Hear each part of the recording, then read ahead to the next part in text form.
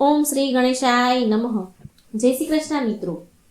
શ્રી કૃષ્ણને લખેલ રૂકમણીનો પત્ર।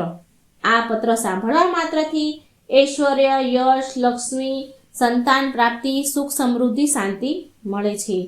મિત્રો, આ ભગવાનનો પત્ર તમે જરૂર સાંભળજો। મા રૂક્ષ્મણીએ શું શું લખ્યું છે પત્રમાં એ તમે આ વિડીયોમાં સાંભળજો। ભાગવત કથામાં ઉલ્લેખ છે કે જ્યારે રૂક્ષ્મણીના વિવાહ તેમનો ભાઈ રૂકમી શિશુપાલ સાથે કરવા માંગતો હતો, પરંતુ રૂક્ષ્મણી તો મનોમન ભગવાન શ્રી કૃષ્ણને તેમના પતિ માની બેઠા હતા। ત્યારે તેમણે શ્રી કૃષ્ણને એક પત્ર લખ્યો। સુદેવ નામના બ્રાહ્મણને આ પત્ર આપીને દ્વારિકામાં મોકલ્યા। રૂકમણીએ તેના પત્ર પોતાને કેવી રીતે પ્રાપ્ત કરવા એ બધી જ વિગત પત્રમાં લખીને જણાવી હતી અને કહ્યું હતું કે અમારા કુળના રિવાજ પ્રમાણે વિવાહના આગલા દિવસે કન્યા ઘરની બહાર આવેલા મંદિરમાં દર્શન કરવા જાય છે। હું પણ રિવાજ મુજબ દર્શન કરવાને જઈશ, ત્યારે તમે ત્યાં આવીને મારું હરણ કરજો। જો તમે સમયસર નહીં આવો તો હું મારા પ્રાણનો ત્યાગ કરીશ, પણ શિશુપાલ સાથે લગ્ન તો હું નહીં જ કરું। આમ રૂક્ષ્મણીએ ભગવાન શ્રી કૃષ્ણને પત્ર લખીને મોકલ્યો। તો આ પત્રમાં રૂક્ષ્મણીએ શું શું લખ્યું છે, શું શું વાતો લખી છે તે સંપૂર્ણ પત્ર ગુજરાતી અનુવાદમાં આ વિડીયોમાં સાંભળીએ।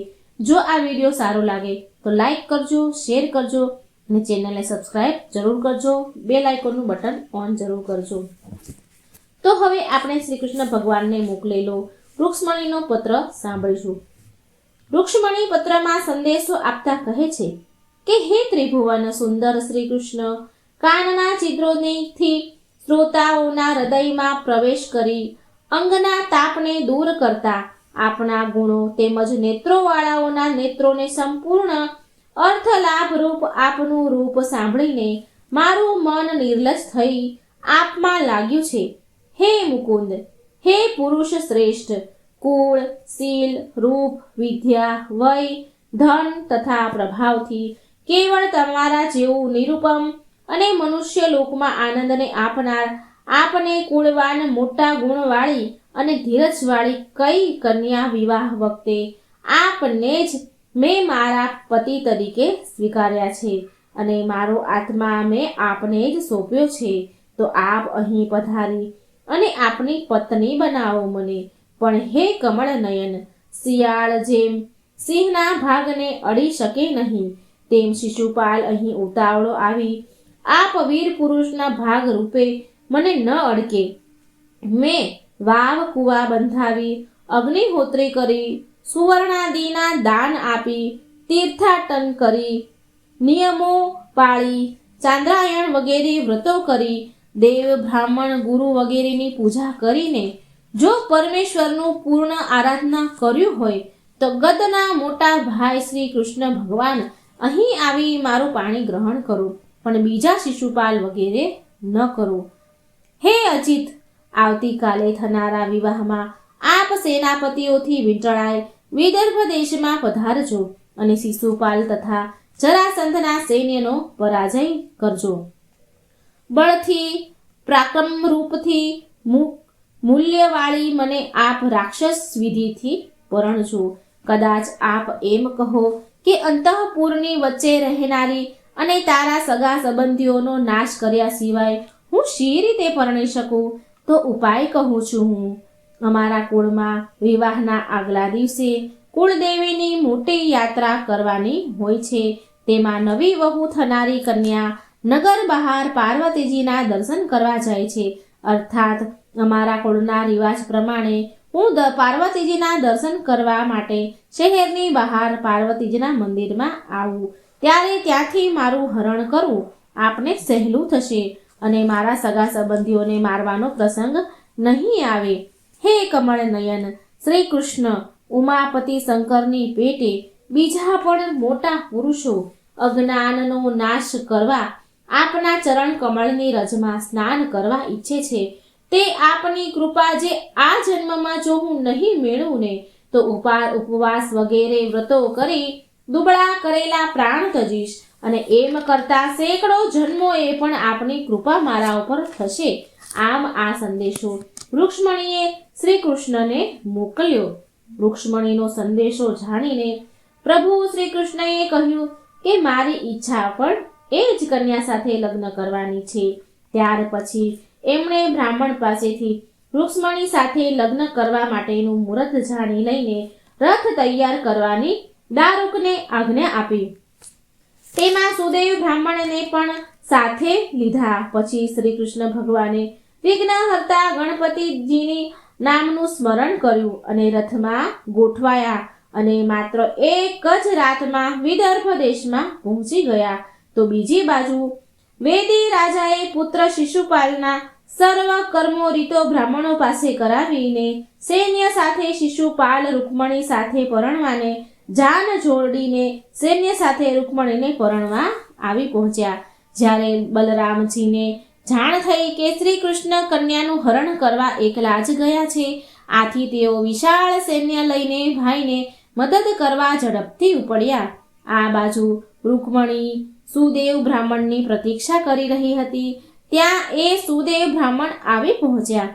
પ્રસન્ન ચિત્તે આવેલા જોઈ બ્રાહ્મણને જોઈ રૂક્ષ્મણીને તો કોઠે ટાઢક વળી હોય એવું સુખ પ્રાપ્ત થયું અને તેઓ તરત જ જાણી ગયા કે સુદેવ બ્રાહ્મણ તેમનું કામ પૂરું કરીને જ આવ્યા લાગે છે.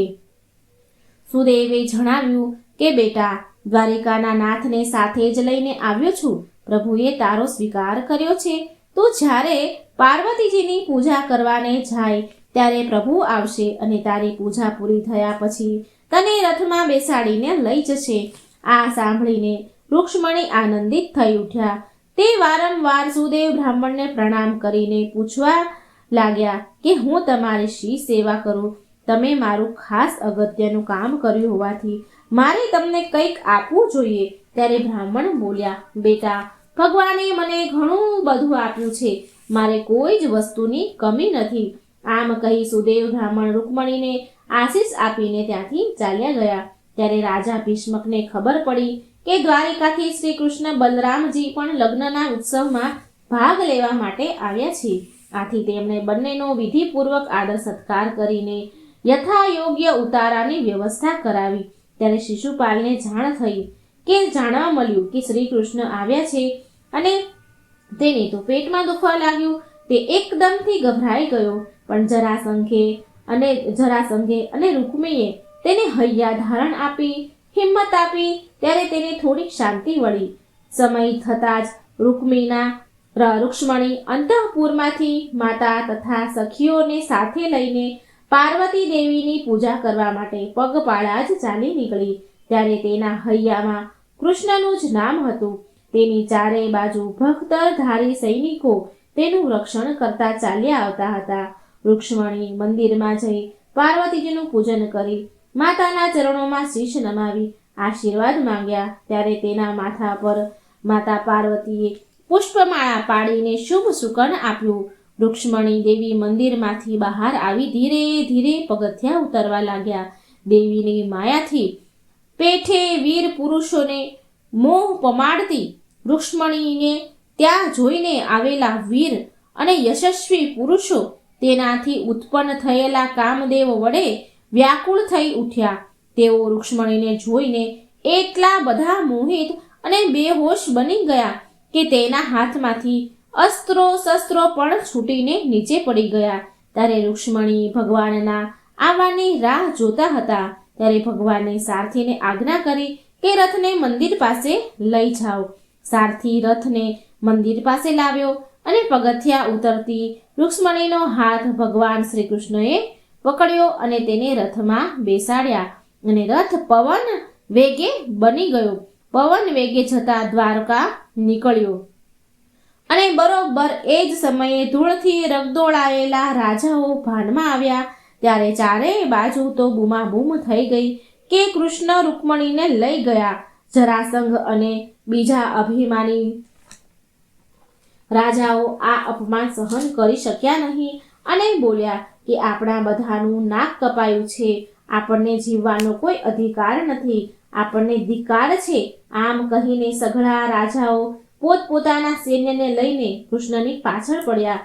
જરાસંઘ અને અન્ય રાજાઓ યાદવો પર બાણ વર્ષા કરવા લાગ્યા. ત્યારે બલરામ અને ગદ વગેરે વીર યોદ્ધાઓએ શત્રુઓના સૈન્ય પર બાણોનો વાર ચલાવ્યો, પણ રૂકમિણી પોતાની બહેનનું અપહરણ સહન થયું નહીં, એટલે તે પણ ભવ્ય સેના લઈને શ્રી કૃષ્ણની પાછળ પડ્યો. તે કૃષ્ણ પાસે પહોંચીને બાણો મારતા મારતા મેણા મારવા લાગ્યો. ત્યારે શ્રી કૃષ્ણની સાથે રૂકમિણીનું ભયાનક યુદ્ધ થયું, પણ આ તો ભગવાન હતા, તેની સામે લડવાનું રૂકમિણીનું શું ગજું. ભગવાને તો પળવારમાં પરાજિત કરી દીધો રૂકમિણીને, તેને રથ સાથે બાંધી દીધો. ત્યારે બલરામજીએ શ્રી કૃષ્ણને ઠપકો આપતા કહ્યું કે ગમે તેમ હોય તોય આપણા સંબંધી છે, તેની સાથે આવો વ્યવહાર કરતા તને શરમ નથી આવતી? આમ કહીને બલરામે જાતે જ જઈને રૂકમિણીના બંધનો છોડી નાખ્યા અને રૂકમિણી સામે બે હાથ જોડીને તેનું સન્માન કર્યું. આથી રૂકમિણીએ શોકનો ત્યાગ કરીને મનને બુદ્ધિથી સ્થિર કર્યું. માનહાનિ પામેલા રૂકમિણીએ તે જ જગ્યાએ પોતાના રહેનારને ભોજ કરનારનું ભવ્ય નગર વસાવીને ત્યાં જ રહ્યો. ત્યાંથી શ્રી કૃષ્ણ દ્વારકા આવ્યા અને ગોકુળ જઈને માતા યશોદા, નંદજી અને ગોપીઓને લઈ આવ્યા અને ધામધૂમથી ભગવાનના લગ્ન રૂક્ષ્મણી સાથે થયા. ભગવાનનું લગ્ન માધવપુરમાં થયું. કૃષ્ણ રૂક્ષ્મણીના દર્શનથી આનંદિત બનેલ ગોપીઓના દેહ ત્યાં જ પીગળી ગયા. આમ શ્રી કૃષ્ણ અને રૂક્ષ્મણીના વિવાહ થયા. કહેવાય છે કે સમસ્ત વિશ્વનો આ પહેલો પ્રેમ પત્ર હતો જે રૂક્ષ્મણીએ ભગવાન શ્રી કૃષ્ણને મોકલ્યો હતો, જે આજે પણ દ્વારિકાના મંદિરમાં આરતી થયા બાદ રૂક્ષ્મણીનો પત્ર વાંચવામાં આવે છે.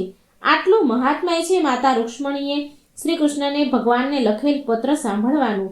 મા રૂક્ષ્મણીએ શ્રી કૃષ્ણને લખેલા પત્રમાં તેમનું ગુણિયલ ચરિત્ર, સતીત્વ, શીલ, સંયમ, પવિત્રતા, દ્રઢ આત્મવિશ્વાસ, પ્રભુ શ્રદ્ધા અને મક્કમતાનું તેજ છે. રૂકમણી વિવાહ એ જીવ અને ઈશ્વરનું મિલન છે.